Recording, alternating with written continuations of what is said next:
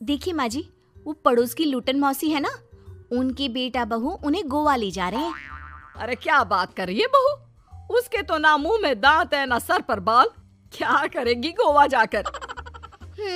अपनी अपनी किस्मत है माँ जी, लूटन मौसी मरने जो वाली है। हैं? अरे बहू ये कैसा मरना हुआ जो पहले से ही पता है और ऊपर से गोवा भी घूमने जा रही है। बोला ना माँ जी, ये अपनी अपनी किस्मत है। बात हुई थी मेरी लूटन मौसी की बहू से, बोल रही थी कि चलो दवाई में जो पैसा लगेगा वो गोवा में लगा देते हैं। सास को बहू की बात से पता नहीं क्यों नफरत की बदबू आ रही थी, लेकिन वो कुछ नहीं कहती और कमरे में जाकर लेट जाती है। क्या बात है, लूटन के तो मजे ही मजे है। वैसे आइडिया बुरा नहीं है, थोड़े से पैसे लगाओ और सीधा गोवा की सैर। मैं भी चलती हूँ गोवा। अगले रोज सास तय वक्त पर उठती नहीं। अरे देखो जी, माँ जी अब तक उठी नहीं। आज दूध वाले से दूध और काम वाले के लिए दरवाजा मैंने ही खोला है। अब कम से कम माँ जी का ये तो सुख है कि सुबह जल्दी उठना नहीं पड़ता। अरे बड़ी अजीब हो तुम, मेरी माँ सुबह से उठी नहीं है और तुम्हें चिंता दूध और काम वाली की है। अरे तुम्हें चिंता है ना तो जाओ जाकर देखो क्या हो गया। वैसे मेरी किस्मत कहाँ लूटन मौसी की बहू जैसी। बेटे को माँ की चिंता होती है, वो सोचता है कि कहीं माँ की सांसें तो नहीं रुक गई और हमें पता ही नहीं चला। बेटा माँ के कमरे में जाता है और वहां जाकर, माँ क्या हो गया है तुम्हें? बेटा लग नहीं रहा कि अब मैं बचूंगी, लल्लन डॉक्टर के पास ले चले। अरे कैसी बात कर रही है माँ, तेरी तबीयत सीरियस है और मैं तुझे लल्लन झोला छाप डॉक्टर के पास ले जाऊं? ना ना ना। अरे तो कहाँ ले जाएगा बता दे, वहाँ एडवांस दे दिया है मैंने, वो क्या कहते हैं गूगल पे से। हैं? तूने क्यों पैसे दिए माँ? तुझे पता था क्या कि तू बीमार होने वाली है? सास को लगता है कि कहीं चोरी पकड़ी तो नहीं गई। वो हड़बड़ा जाती है और उसे पसीने निकलने लगते हैं। अरे माँ क्या हो गया, सर्दी में भी पसीने? लगता है तेरी तबीयत ज्यादा ही खराब है और लल्लन डॉक्टर पास ही में है, चल उसी को दिखा देता हूँ। माँ को लेकर बेटा डॉक्टर के पास जाता है, जहाँ माँ ने पहले ही पैसे देकर सेटिंग कर रखी थी।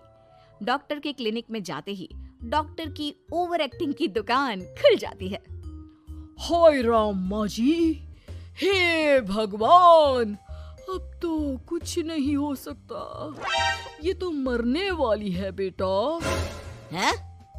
ओए डॉक्टर है इसलिए इज्जत से बात करूंगा, नहीं तो मेरी माँ को देखे बिना ये बकवास करने के लिए तेरे मुंह में घूसा मार देता। अरे ना ना बेटा ऐसे मत बोल, वो डॉक्टर है, उसे वो दिख जाता है जो किसी को नहीं दिखता। हाँ माँ शायद तू ठीक बोल रही है। डॉक्टर क्या दिखा आपको? हमारे डॉक्टर जी, जिन्होंने पहले से ही माँ से बोलने के पैसे ले रखे थे। यमराज, काला भैंस, वो तुम्हारी माँ को ले जा रहा है, ले जाओ इन्हें। यार माँ ये डॉक्टर ही है तांत्रिक, क्या क्या बोला जा रहा है? अरे बेटा वो डॉक्टर है, उसे वो दिखता है जो किसी को नहीं दिखता। इनकी हर इच्छा पूरी करो, क्योंकि यम नहीं चाहते कि इनकी कोई भी इच्छा को अधूरी रखा जाए। निराश मन से बेटा माँ को लेकर घर आता है। माँ आज से मैं ऑफिस नहीं जाऊंगा, चल तुझे वो झूले वाले पार्क में ले चलता हूँ जहाँ तू पिताजी के साथ जाया करती थी। ठीक है बेटा चल, लेकिन साथ में वो बीड़ी का बंडल रख लेना, तेरे पिताजी वहीं झाड़ी में पिलाते थे मुझे। हैं? माँ कैसी बात कर रही हो? वैसे भी जीवन के 4 दिन बचे हैं और तुम।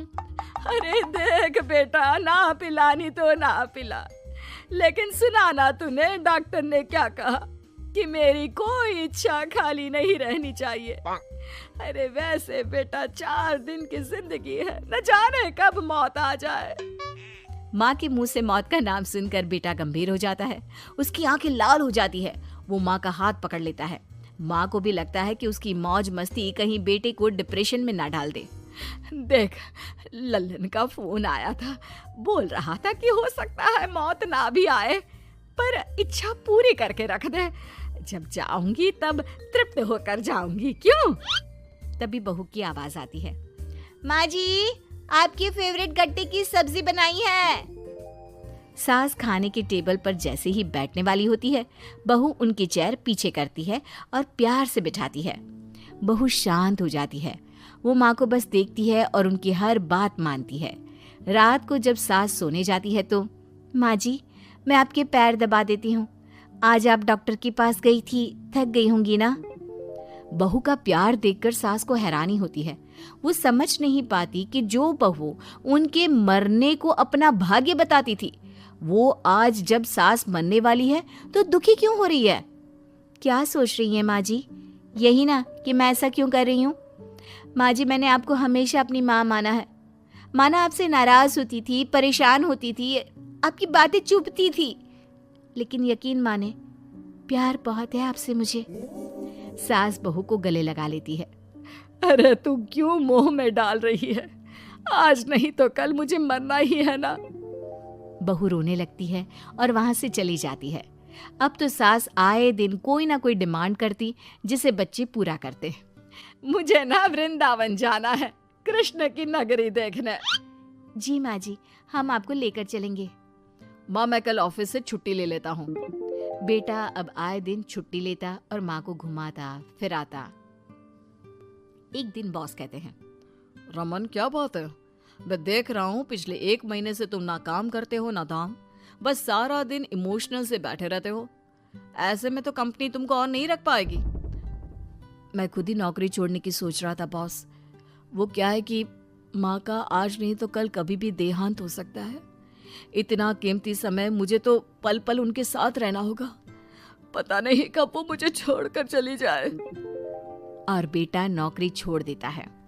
माँ मैंने नौकरी छोड़ दी है, आज से मैं तेरे पास रहूंगा। माँ जी मैंने भी बच्चों का नाम स्कूल से कटवा दिया है, अब हम सब आपके पास ही रहेंगे और आपकी सारी इच्छा पूरी करेंगे। अब सास को लगता है ये तो कुछ ज्यादा ही हो गया। अरे बेटा नौकरी नहीं करेगा तो खाएगा क्या? बच्चे स्कूल नहीं जाएंगे तो साल बर्बाद हो जाएगा। वो समझ नहीं पाती कि क्या करे, कैसे ये ड्रामा खत्म करे।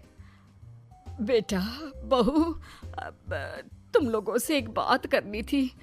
देखो मैं ना बहुत शर्मिंदा हूँ, मैंने झूठ बोला था, मुझे कुछ नहीं हुआ है। वो तो ये बोलकर सास सारी बात घर वालों को बता देती है। ओ माँ सच्ची? हे भगवान मैं जानता था माँ को कुछ नहीं होगा।